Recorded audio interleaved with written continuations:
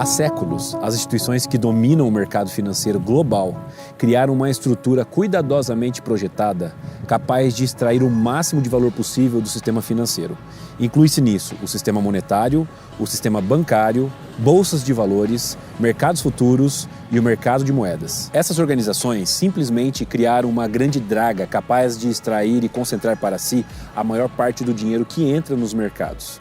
O sistema financeiro mundial está sendo parasitado por todos os lados. Ora, são por essas instituições financeiras, ora pelos estados e ora por ambos. Enfim, o resultado disso é que o sistema apodrece aos poucos e se aproxima a passos largos em direção ao precipício. Talvez para gerar o que conhecemos como a mãe de todas as crises. No entanto, não há como saber se isso ocorrerá daqui 1 ou 20 anos. Mas já não é uma questão se vai ou não ocorrer, e sim quando irá acontecer. Completamente alheios a tudo isso, as pessoas seguem suas vidas sem considerarem o preço da ignorância. A verdade é que se ao menos eles soubessem que o dinheiro da forma como conhecem pode estar chegando ao fim, já seria um grande começo. Uma revolução silenciosa para combater todo esse sistema ocorre no mundo dos bits, expandindo-se cada dia um pouco mais. Em meio a uma infinidade de códigos e mais códigos, hardwares e mais hardwares, espalhados por todo o mundo.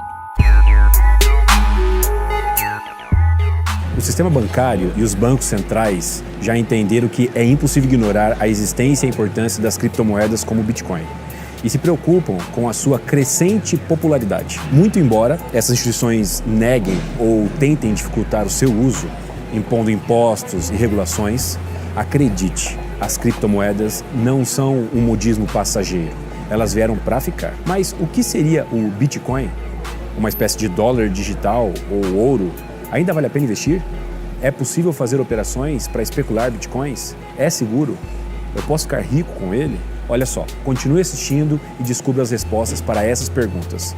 E saiba por que os big players não querem que você saiba mais sobre esse assunto. De certa forma, o Bitcoin poderia ser considerado uma espécie de moeda, assim como qualquer outra, euro, real, dólar. Porém, existem diferenças essenciais que tornam o Bitcoin revolucionário e muito superior ao dinheiro tradicional. Mas para entender isso, você precisa primeiro compreender o papel e o significado do dinheiro hoje em nossa sociedade. O dinheiro é o sangue que flui nas veias de qualquer nação próspera, talvez uma das invenções espontâneas mais revolucionárias da humanidade. Através dele, feitos antes considerados impossíveis se tornam possíveis, tecnologias são desenvolvidas, projetos incríveis são financiados e vidas são salvas. Por outro lado, ele tem o poder de fazer aflorar no homem os seus instintos mais bestiais, lançando-o em uma espiral de degradação. Bênção ou maldição, a verdade é que passamos a maior parte de nossas vidas correndo atrás dele. Até porque uma coisa é certa, independente de onde você esteja agora, seja em um grande edifício comercial no centro de Nova York ou em um bairro pobre da periferia de São Paulo, se você faz parte da espécie humana, a algum momento do dia você vai precisar de algo para comer, beber, além de encontrar um local seguro para descansar. Muito provavelmente você pagará por esses serviços e bens com o dinheiro. Comida, eletrodomésticos, títulos públicos, drogas, saúde, educação, sexo, tudo isso está à venda. Por isso, seja lá o que te impulsiona a conseguir mais dinheiro, tome cuidado, pois o dinheiro é um excelente servo, mas um terrível senhor. Acontece que, mesmo após milênios do seu surgimento, o dinheiro, em sua essência primordial, continua sendo um grande mistério para a maioria das pessoas que utilizam, o que é, no mínimo, curioso, pois, ao mesmo tempo que as pessoas o desejam, com todas as suas forças, despendendo anos de suas curtas vidas para conquistá-lo, desconhecem completamente os meios mais eficientes para obtê-lo. Em 1998, Bernard von Nothaus decidiu bater de frente com o governo mais poderoso do mundo, contrariando a própria Constituição de seu país, os Estados Unidos, que proíbe terminantemente a qualquer cidadão imprimir ou cunhar moedas que possam diminuir a confiança e, ao mesmo tempo, concorrer com o dólar. Bernard criou uma moeda que denominou como Liber Dollars e a disponibilizou em prata, cobre, platina e ouro, além de papel com recibo de depósito digital. Advogado do Distrito Oeste da Carolina do Norte, Annie Tompkins, descreveu Bernard von Nothaus e o Liberty Dollar como uma forma única de terrorismo doméstico, que está tentando minar a moeda legítima deste país. Bernard foi preso por fraude, conspiração e falsificação. Em 2 de dezembro de 2014, ele foi condenado a 6 meses de prisão domiciliar, com 3 anos de liberdade condicional. Segundo ele próprio, na época foi contactado por um amigo em comum que lhe disse que a história de sua atitude audaciosa de criar uma moeda contrariando o governo havia chegado aos ouvidos de um hacker de codinome Satoshi Nakamoto, que lhe enviou uma mensagem dizendo que ele o havia inspirado a criar algo revolucionário, uma moeda digital, o lendário Bitcoin. Ao compreender o tamanho das forças que se opunham a ele, Satoshi decidiu ser o mais cauteloso possível e nunca revelar sua identidade. Muito embora saibamos pouco sobre ele, é possível, através de sua criação, concluir que, além de um dos mais geniais cientistas da computação, também é um profundo conhecedor de economia e da importância de uma moeda livre para a civilização. Mas qual foi a fonte que Satoshi Nakamoto bebeu? Quem foram os gigantes que vieram antes dele, que proporcionaram a base e os fundamentos necessários para que ele pudesse subir em seus ombros e criar o que hoje é considerada por muitos uma moeda quase perfeita? Embora seja complicado confirmar isso por conta do anonimato de Satoshi, não é difícil traçarmos paralelos entre sua criação e a compreensão de mundo dos grandes pensadores econômicos do século XIX e XX. Uma das características mais incríveis do Bitcoin é a de ser uma moeda livre. Satoshi resgatou o estado natural da moeda, que é ser independente de qualquer governo ou autoridade central. Karl Menger, o pai da escola austríaca de economia, entendia que a moeda surgiu de forma espontânea, fruto de uma interação natural entre seres humanos e, diferentemente do que vemos hoje, ela, em sua essência, não tinha vínculos com governos e autoridades estatais. Menger também explica que a origem do dinheiro se iniciou com mercadorias que tinham como características diferentes graus de vendabilidade ou liquidez. Quando nós, seres humanos, éramos nômades e vivíamos em pequenos grupos, as trocas eram facilmente realizadas. Por exemplo, um homem poderia trocar ferramentas por pele ou mesmo por peixe ou leite.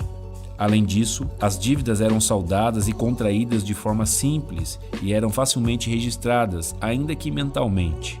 Essas trocas remontam os primórdios da civilização, porém, quando elas ocorriam entre grupos diferentes de pessoas, era necessário encontrar algo que ambos os grupos concordassem ter valor. Conchas foram utilizadas na África, os astecas usavam as sementes do cacau, os dentes de baleia foram os escolhidos em Fiji.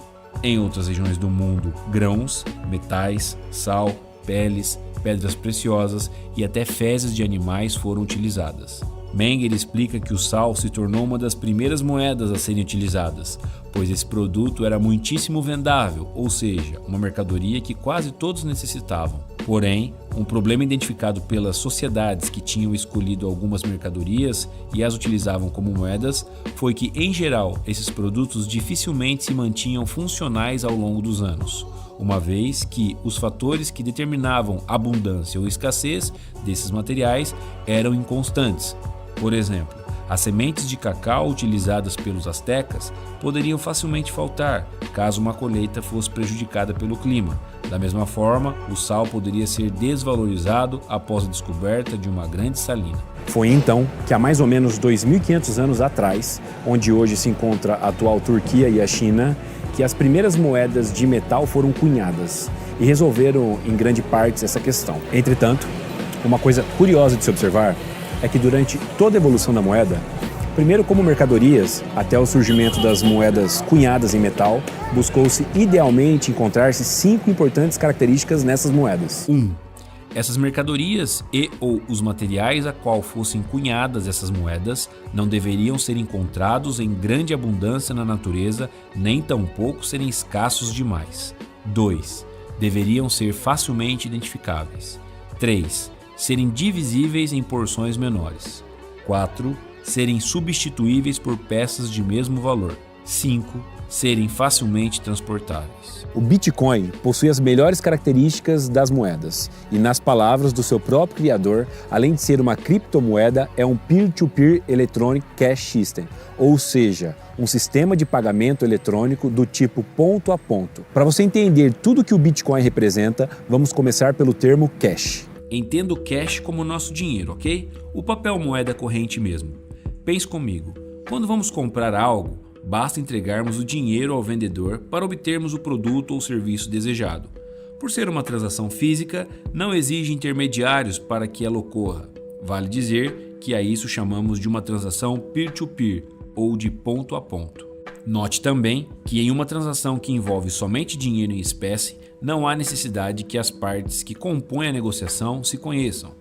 Quando você vai ao supermercado, por exemplo, e utiliza dinheiro, não lhe é exigido documentos como RG ou CPF para efetuar suas compras. Você paga e leva os produtos embora. Além disso, essa transação, uma vez feita, se torna irreversível, não sendo possível requisitar o dinheiro de volta. Outra característica importante é que o papel moeda é um ativo ao portador, ou seja, ele se torna sua propriedade a partir do momento em que você o tem. O Bitcoin é disruptivo, porque se mostra como uma alternativa revolucionária justamente por conservar em si próprio as principais características do dinheiro físico, como também ser um ativo ao portador, suas transações serem irreversíveis, não necessitar de intermediários e não exigir que partes que estão transacionando se conheçam. Porém, faz tudo isso sendo 100% digital. Além de que, cada criptomoeda é única e facilmente identificada. É naturalmente escassa, pode ser fracionada em até 6 casas decimais, portanto é divisível em porções menores, é extremamente portátil e nunca precisará ser substituído, uma vez que não é físico e por isso não há desgaste. Por ser uma moeda digital, não ocupa espaço nem gera peso e pode ser transferido para qualquer lugar do mundo a um custo baixíssimo, sem necessitar de qualquer intermediário. É uma tecnologia rápida que opera em tempo integral com baixo custo de funcionamento, dando aos seus usuários excelentes graus de privacidade. Ao cumprir todos esses requisitos, o Bitcoin já se torna uma moeda excelente, mas as vantagens não param por aí. Se voltarmos à comparação do dinheiro em espécie, vamos perceber que o Bitcoin possui função dupla. Além de uma moeda, ele também é um sistema de pagamento. Pense comigo, quando queremos comprar algo ou contratar um serviço de alguém que esteja em outro estado ou país, encontramos dificuldades em utilizar o papel moeda. Afinal, como iremos fazer para que esse dinheiro chegue nas mãos de pessoas que se encontram longe de nós? Para resolver esse problema, comumente utilizamos a ajuda de um intermediador financeiro, geralmente os próprios bancos ou sistemas de pagamento online, como PagSeguro e PayPal. Porém, como Satoshi mesmo disse, além de uma moeda, o Bitcoin também é um sistema de pagamento eletrônico, ou seja, para transferir valores de uma pessoa que esteja em qualquer lugar do mundo, basta ter o endereço digital dessa pessoa e realizar essa transação. Tão fácil como mandar um e-mail. Essas características colocam o Bitcoin em um patamar de vantagem acima de qualquer outra moeda já inventada. Mas se esse sistema é revolucionário e possui tantas vantagens, por que então os governos e instituições financeiras não adotam para si? Não devemos nos enganar. O dinheiro sempre foi uma enorme fonte de poder. Líderes, governantes e os big players sempre entenderam isso. Por isso, há milênios atrás, passaram a outorgar para si a tarefa de emitir moedas, conquistando um importante controle sobre a economia das sociedades. Acontece que, de modo geral, os estados são geridos por um pequeno grupo de pessoas que concentram poderes quase que ilimitados em suas mãos. Há uma enorme fragilidade nisso, pois se esses governantes cometerem erros, eles se tornam sistêmicos e comprometem toda a estrutura. Infelizmente, ao longo da história, o que não faltaram foram exemplos de erros crassos, principalmente em se tratando de forma como os governantes utilizam o dinheiro dos pagadores de impostos. Fortunas foram dizimadas com o luxo das cortes. Castelos e prédios públicos desperdiçaram uma enormidade de riquezas, sem contar as numerosas guerras promovidas pelas coroas, muitas vezes motivadas puramente pelo ego e da ganância dos governantes. Isso de alguma forma te soa familiar no Brasil do século XXI? Precisamos sair da Matrix, Há muito tempo, soluções objetivando a restauração do sistema monetário e o fim das políticas nefastas que corroem a economia mundial foram propostas por diversos intelectuais. Os economistas austríacos sempre se colocaram como o pelotão de frente em oposição a todo esse sistema. Porém, as instituições bancárias e os governos lucram e se tornam cada vez mais fortes através desse sistema ruim. Não se iluda, toda essa estrutura foi idealizada. Ela não é fruto de incompetência nem da ignorância. Ela foi meticulosamente pensada e trabalhada para engolir os indivíduos e concentrar poder e riqueza nas mãos de poucos. Isso não é um mal intrínseco ao capitalismo, muito pelo contrário. Tudo isso só foi possível justamente porque princípios fundamentais de liberdade foram completamente desrespeitados pelos estados e instituições. Em meio a tudo isso, o Bitcoin foi e é um grande presente para o mundo. Em um momento em que todos já estavam desacreditados de que alguma mudança significativa fosse de fato se concretizar, inclusive vários economistas da escola austríaca já consideravam impossível o surgimento de uma moeda completamente desvinculada dos governos. Talvez uma das poucas exceções seja Hayek, que em 1974 propôs a criação de um dinheiro com bases privadas. O Bitcoin é um milagre microeconômico que possui um potencial destrutivo macroeconômico. E para que não fique dúvidas em relação ao Bitcoin, nós resolvemos compartilhar um texto do portal bitcoin.org. Vamos dar uma olhadinha e vocês vão entender muito melhor. Como um novo usuário, você pode iniciar com o Bitcoin sem entender de detalhes técnicos. Depois que instalar uma carteira de Bitcoin em seu computador ou telefone celular, ela vai gerar o seu primeiro endereço de Bitcoin e você pode criar mais endereços sempre que você precisar. Você pode mostrar seu endereço para seus amigos para receber pagamentos ou vice-versa. Na verdade, é bem parecido com o funcionamento de um e-mail.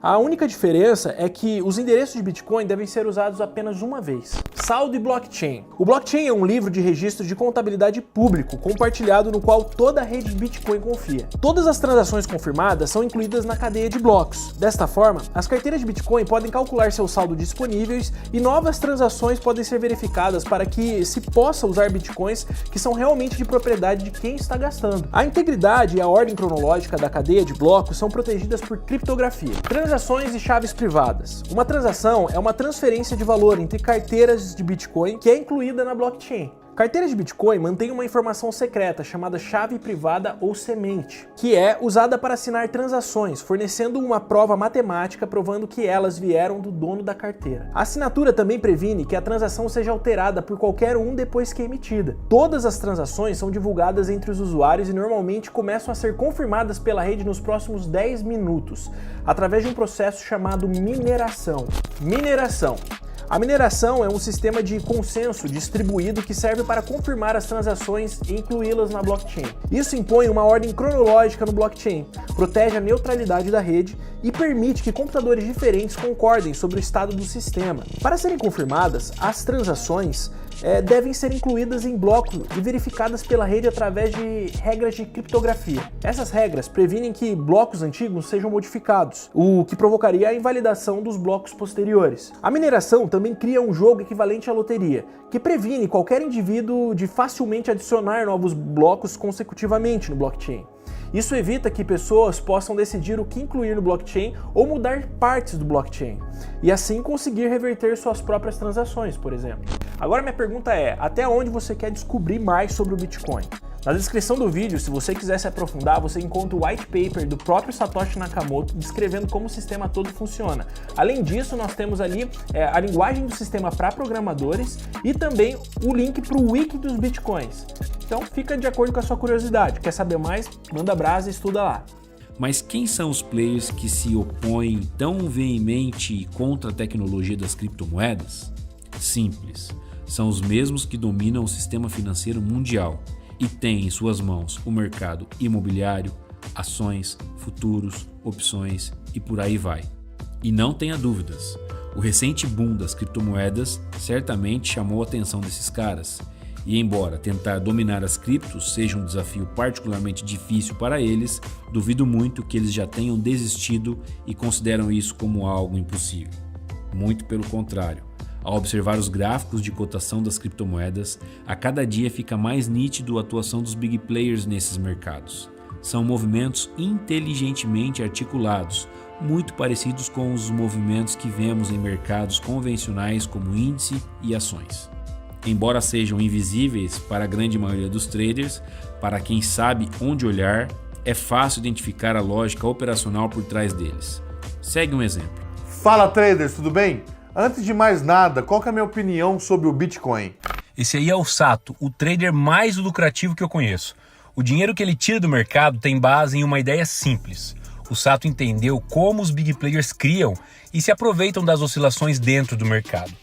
Enquanto a grande maioria dos traders do mercado de criptomoedas se valem da análise gráfica tradicional, o Sato utiliza algo muito mais profundo, focado na causa e não no efeito dos movimentos.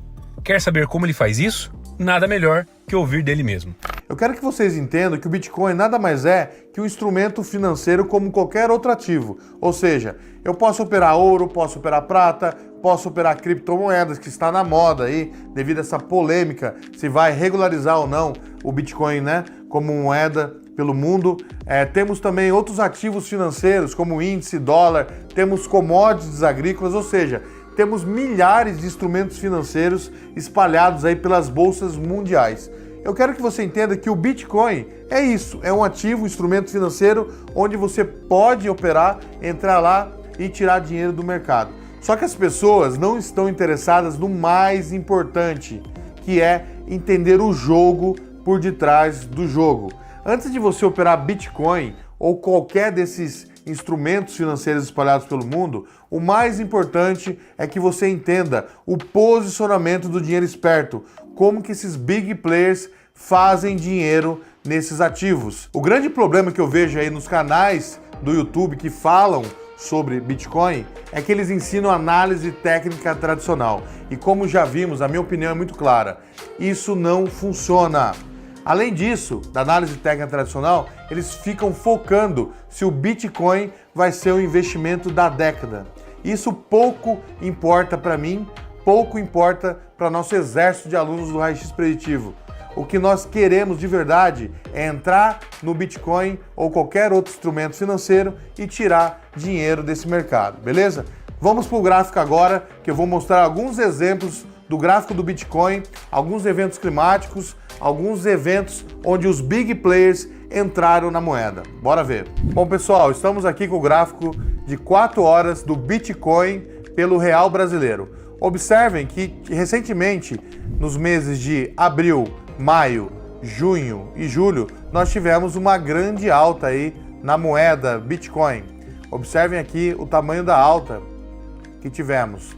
E aqui no topo tem algo bastante interessante, algo que a gente vem falando há 2 anos para vocês. Nesse patamar de preço aqui, ó, observem o tamanho do volume financeiro, ou seja, o dinheiro trocou de mão aqui. Tivemos nesse posicionamento aqui uma grande atividade profissional. E Sato, o que significa essa atividade profissional? É a famosa transferência de posições dos possuidores fracos para os possuidores fortes. O que isso significa?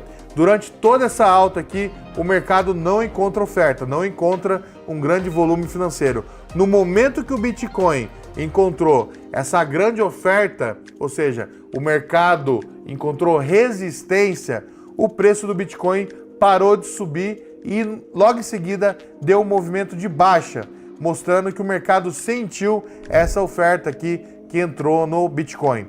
Logo em seguida, repare aqui, logo após esse grande volume, o mercado fez a primeira pernada de baixa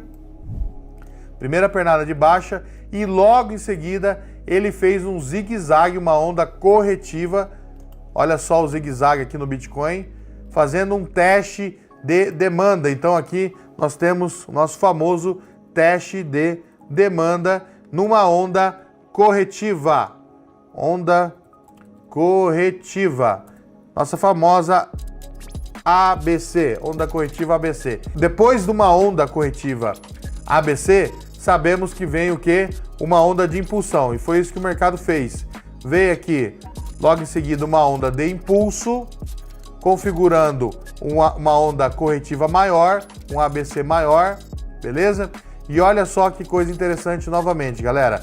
Aqui no fundo dessa onda, possivelmente uma onda ABC, no final aqui da onda C, olha só, o volume financeiro volta para o mercado de forma passiva, ou seja, o mercado está caindo, todo mundo está vendendo porque perdeu o fundo anterior. Aqui, olha só, vou traçar aqui o fundo anterior para vocês. Aqui nós temos o fundo anterior, o mercado está perdendo o fundo anterior. Nesse momento aqui, aciona o stop da galera e tem muitos players profissionais aproveitando esse stop e absorvendo. Então vejam que nesse gráfico aqui do Bitcoin fica muito claro a mesma atuação profissional que nós mostramos aí no gráfico do mini índice, do mini dólar e diversas ações da Bolsa Brasileira. Então, o raio-x preditivo funciona em todos os mercados, inclusive aí no Bitcoin, beleza? Recentemente, eu li um dado muito interessante.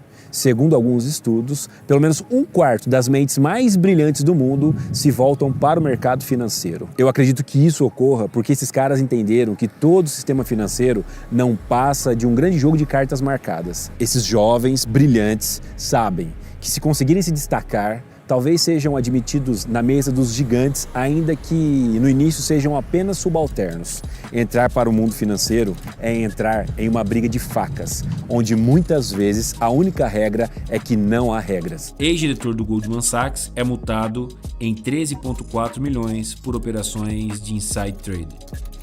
Goldman Sachs é indiciado por fraude pela SEC.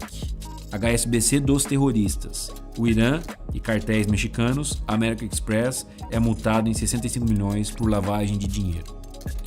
Quando alguns indivíduos conquistam controle sobre um determinado sistema, pode ter certeza, eles vão tirar proveito disso. E se qualquer coisa aparecer para ameaçar essa hegemonia de poder, será combatida com todas as forças. No passado, Jamie Dimon, CEO do banco JP Morgan, afirmou que o Bitcoin é uma fraude e que é mesmo pior que a dos bulbos de tulipas, se referindo à bolha das tulipas que ocorreu na Holanda do século XVII. Apesar dessas declarações, ironicamente, o JP Morgan lançou recentemente sua própria criptomoeda, denominada JPM Coin. O Bitcoin é uma moeda completamente livre de influências diretas governamentais e ou institucionais, e é isso o que mais incomoda os big players. Há séculos, essas instituições dominam o mercado financeiro, se aproveitando dos momentos de euforia e até das bolhas e crises.